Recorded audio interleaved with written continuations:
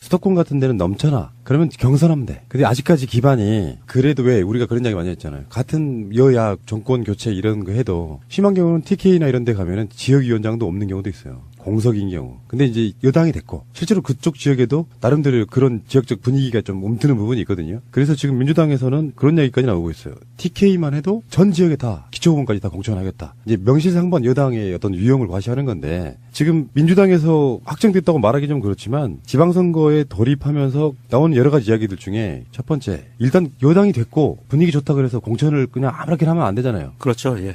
그래서 취약한 지역 같은 경우는 전력 공천 많이 해야 되고 그리고 성범죄자 공천 배제. 그래서 청와대에서 지금 인사검증하는 장차관들 이렇게 할 때요. 그보다 더 엄격하게 하겠다는 게 지금 민주당의 흐름이고 그리고 현역 의원은 기초단체장 출마를 금지하는 실제로 이제 이게 누구 말한 이재명 시장 효과래요. 기초단체장을 좀 예전에는 현역 국회의원들이 좀 알로 본 게 있는데 중소도시 이런 게 말고요. 수도권의 좀 큰 도시에는 시장으로 출마해서 당선이 되고 나면 정치적으로 훨씬 더 커진다는 어떤 그 효과 때문에 현역 의원 공천은 기초단체장은 안 한다. 광역까지만 하겠다 이런 건데 결국에는 이제 만류하고 있는 게 뭐냐면은 의석 때문에 그래요. 민주당 그렇죠. 의석이 지금 한석이 아쉬운 마당에 만약에 현역 나가가지고 선거를 다시 하게 되는 여러 가지 상황들이 좀 불편해질 수 있는 거죠. 그렇죠. 국민들한테 짱돌 맞을 수도 있어요. 지금 국회가 굉장히 지금 답보 상태에 있는 거 아닙니까? 그런데도 의원직을 내고 가서 나간다는 건 큰 문제고요. 아까 그 말을 좀 이어보면 이번에 민주당의 공천 룰이 굉장히 선진화되어 있어요. 지자체 의원들은요. 오픈 프라이머 대신에 권리당원들이 직접 뽑는 걸로 이렇게 돼 있어요. 그러니까 이럴수록 전략공천을 줄여야 된다고 생각하고요.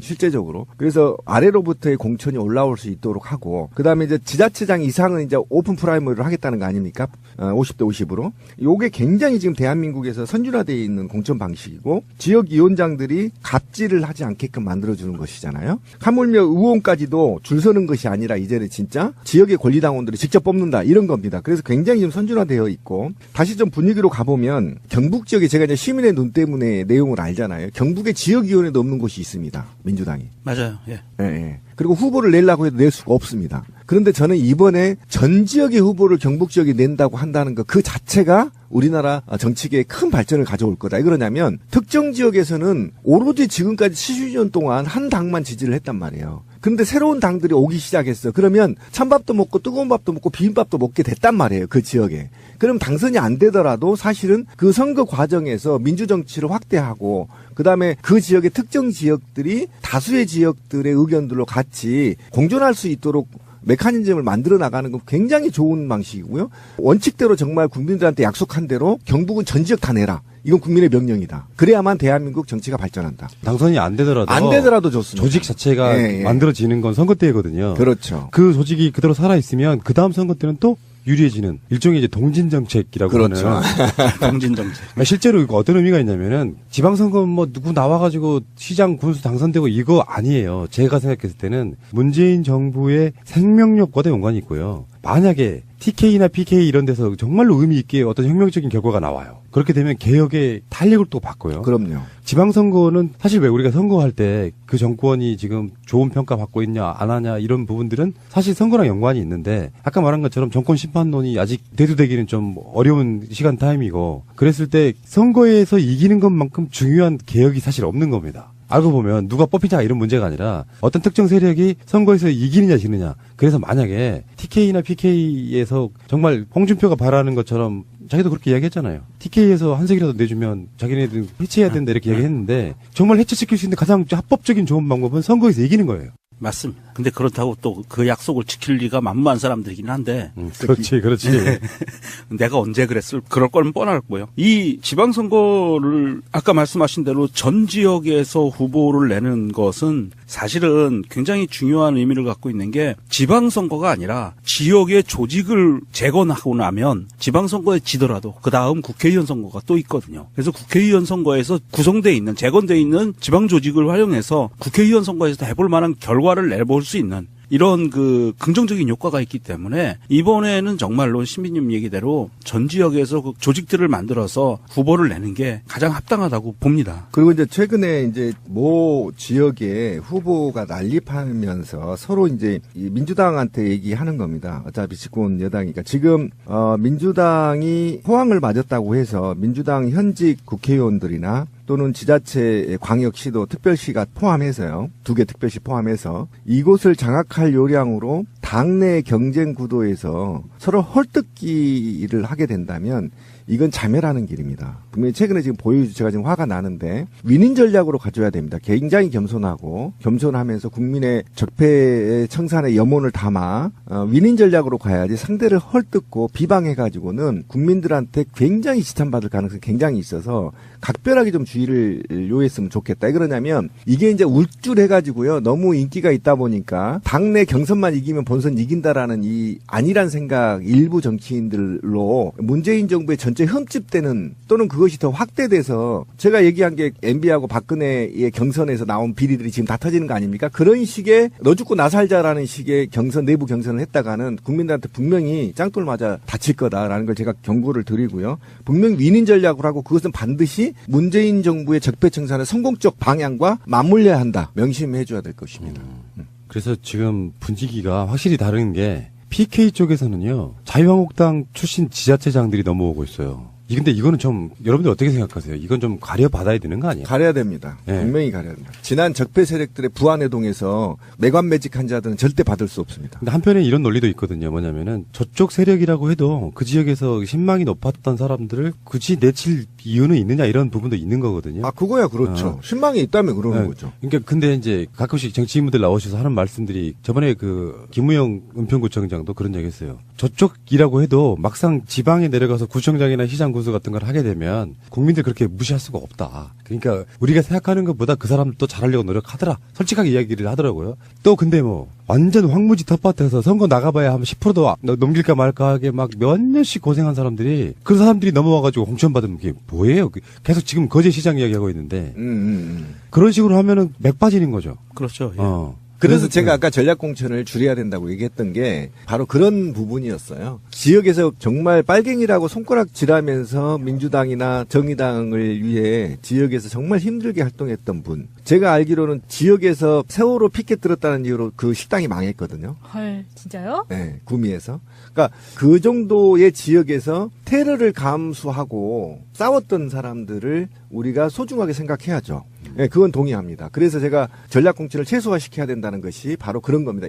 이기지 않더라도 아까 권 PD가 얘기한 것처럼 그 분위기를 확산해 나가는 거, 네, 민주정치를 확산해 나가는 거, 부패정치를 청산하고 특히 이 지역에서 그 분위기에도 조직을 완성하는 데 1차적 목표를 갖는다고 해도 손해볼 게 없다라는 거예요, 저희는. 그런데 이제 전략공천 이야기는 이런 부분이 있어요. 영남 쪽에는 사실 지금 거론되는 사람들이 있잖아요. 김부겸 대구시장 나가.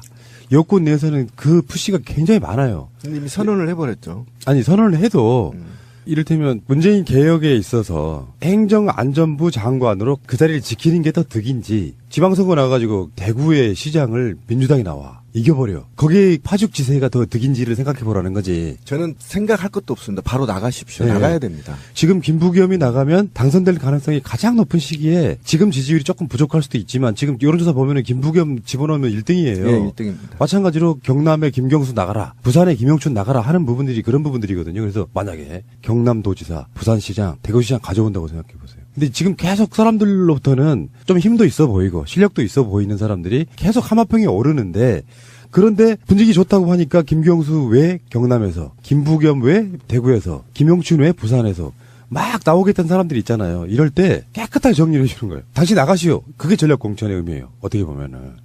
흐름상 그렇다는 거고 사실 정치권에서는요. 지방선거나 이런 걸 봤을 때 계속 여론조사 돌리고 있거든요. 누가 나가면 누가 이긴다는 걸 대충 알아요. 그러니까 계속 푸시를 하고 있는 거거든요. 그렇죠. 근데 김부겸 장관이 어쨌든 대구시장 나가는 건 전략공천이 아니에요. 제가 볼 때는 국민이 원하고 있거든요. 대구 시민이 원하고 있는 게 뭐냐면 저도 이번에 강주 갔다 왔지만 강주 시민들은 어떻게 하면 중앙정부하고 많은 교류를 통해서 지역의 발전을 꾀할 수 있을까라는 걸 고민하기 때문에 굉장히 실력자를 찾거든요. 그럼 그 실력자를 어떻게 가려낼 거냐는 지금의 김부겸이 갖고 있는 그런 아우라인 거죠. 그런데 김부겸은 대구에서 만약에 당선이 되면요. 이후에 대통령 후보 바로 올라갑니다. 그럼 개인이 볼 때라도 대구에서 새로운 정치, 민주정치를 확산하는 데 있어서 굉장히 좋은 거기 때문에 장관 하는 것보다 대구 내려가서 시장하고 그러면서 대구 내에 그 불모지역 내에 민주, 진보 정치를 확대해 나가는 마중물의 역할을 해준다면 국민은 절대 김부겸을 버리지 않는다. 네. 근데 이쪽에 민주당에 딜레마가 있어요. 지금 거론하는 세 사람은 다 현역 의원이에요. 그러게 말이에요. 그렇죠. 그게 문제죠. 나가서 만약에 이제 당선이 되면 좋겠지만 어차피 그 자리 또 선거를 해야 되거든요. 근데 지방선거뿐만 아니라 영남 쪽에서 당선되시는 분들은 바람 타고 되는 사람들이 아니에요. 나름대로 지역 내에서 엄청 지역을 일구 갖고서 나름대로 성장한 사람들인데 그 자리에 대타로 누가 나가도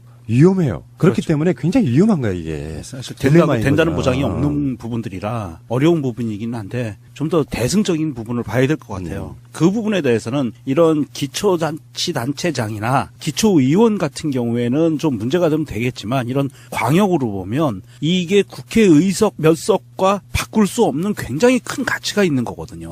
표결을 할 때는 물론 계속 아픔이 뒤따르겠지만 그만큼 의석이 줄고 보충이 되지 않으면 그거와는 또 다른 부분으로 이 광역 단체를 같은 정치 철학을 갖고 있는 사람이 단체장을 하고 있다고 하면 솔직히 그 지역에 사는 사람들을 생각을 해보면요. 매일 푸성기 먹던 사람한테 고기맛도 들려주고 우유맛도 들려주고 그래야 되잖아요, 사실. 불쌍한 사람들이잖아요. 그러니까 지금 호남권에서 이미 당명까지 나온 민평당, 민주평화당 이 사람들이 뭐 대략 한 20명쯤 된다고 치고요. 이쪽에서 이제 현역들 광역으로 나가서 의원직 내려오는 사람들 치고 근데 지금 민주당의 그 속마음이랄까 내부적인 기류는 이렇게 보여요. 아무리 민평당에 나가서 친문재인 사실상의 이제 누구 말처럼 여당 도와주는 형태로 지역 민심 때문에 왜 그러냐면 이런 게 있어요. 지방선거 때 지금 현재 국회의원들이 중요한 게 아니고 자기들이 공천할 수 있는 사람들이 있잖아요. 그 지역 내에서. 그런데 기초의원 같은 경우는 2명씩 뽑는 경우가 많잖아요. 3인 2인. 그럴 때 안철수의 국민의당으로 나가면 3등밖에 못하는 경우도 많이 생길 수 있단 말이죠. 그래서 우리는 벌써 호남이야. 호남 자민련이라고 아마 이 카드를 내밀면 분명히 민주당과 민평당 후보들이 굉장히 많이 당선될 거예요. 그건 노리고 지금 나가는 건데 지금 이 상황에서 민주당 내부의 기류는 뭐냐면은 우리가 계속 우려하잖아요. 지금 20대 국회 1기에 보면 국회의장 정세균 의장이 얼마나 중요한지 국회의장제가 중요한지 모르는데 자유한국당 국회의원들 숫자가 점점 불어나고 있었잖아. 그렇죠. 바른정당으로부터. 지금 몇 석 차이 안 나요. 한 3석 차이 정도밖에 안 나. 근데 이쪽에서 의석을 잃으면 2기 국회 구성이 또 지방선거 그 무렵이에요. 그게 딱 2년 만에 바꾸는 거니까. 그렇죠. 그렇게 되면 안 되지 않느냐라고 막 우려를 보내는데 여기서 전략적으로 이야기를 하시더라고. 그러니까 뭐냐면 엄청난 고민이 있는 거예요. 하나는 국회의장을 자유한국당한테 뺏기는 수가 생겨요. 의석이 역전이 되면 당연히 그렇게 되겠죠. 그래서 2년 동안 엄청 부른 뒤에 그 다음에 있을 국회의원 선거 때 국민들한테 이러니 뽑아줘 하자는 전략을 구사하자는 내부 기류가 한편으로는 있고 이건 어쩔 수 없다. 어떻게든지 받아들일 수 있다면 김영진 전략기획위원장 같은 경우는 민주평화당과의 공통점이 많아서 이를테면 합당까지는 아니더라도 연대 개념으로 계속해서 그 사람들과 뭔가를 해야 된다라고 하는 주장들이 있는 거거든요. 그런 부분이 있어서 어렵긴 어렵네요. 근데 그런 거 있잖아. 여러분 생각이 어떠세요? 그래서 한 2년 동안 막 자유한국당 출신의 국회의장이 말도 안 되게 난장판을 피우고 그래서 그 다음에 국회의원 선거에서 더불어민주당이 압도적으로 과반을 넘는다고 해도 그 2년 사이에 통과 안 되는 법들은 어쩔 거야? 이러면 굉장히 난감해지잖아요. 난감하죠, 사실은. 예. 그러니까 다음 21대 국회의원 선거가 2020년이고요. 그 다음에 대통령 선거가 2022년이에요. 1년 반 정도 갭이 생기겠죠. 끝나고 나면. 그러니까 굉장히 지금 국민들의 적폐청산 염원, 그 다음에 촛불혁명 이후에 국민들의 정서를 반영해 본다면 적어도 3분의 2의 의석은 여권하고 어쨌든 정의당들이 가져갔었더라면 지금 대한민국이 완전히 탈바꿈할 수 있는 새로운 나라로 거듭 태어날 텐데 그런 메커니즘을 어떻게 풀어갈 거냐. 그리고 그 중심에 누가 있냐면 국민이 있거든요. 어떻게 국민이 현명하게 투표권을 행사하느냐에 따라 이 나라를 다시 후퇴할 것인지 한 발 더 나아가 전진에 나아간 선진국으로 갈 것인지는 국민이 판단할 것이고 저는 국민의 판단을 믿어요. 네, 믿습니다. 아까 그 호남 쪽 이야기처럼 대구나 이런 데서도 분위기만 잘 타면은 기초의원 같은 거 예전에 지금도 그쪽에 가보면요 자유한국당이 거의 90% 갖고 있고 비례 의석들만 몇 개 갖고 있는 그런 형태가 많았잖아요. 근데 힘 있는 여당의 뭐 영남 출신의 대통령 부분도 있고 그래서 이제 2석 뽑는데 예전 같으면 새누리당 한석, 보수 세력의 무소속으로 나온 사람 한석 이런 식으로 이렇게 뽑히는 그런 거는 좀 많이 완화될 거라는 생각이 들어서 이쪽 세력, 민주 진보 세력을 TK나 PK 쪽에 많이 씹는 거예요. 그게 세력 간의 문제가 아니라 어떤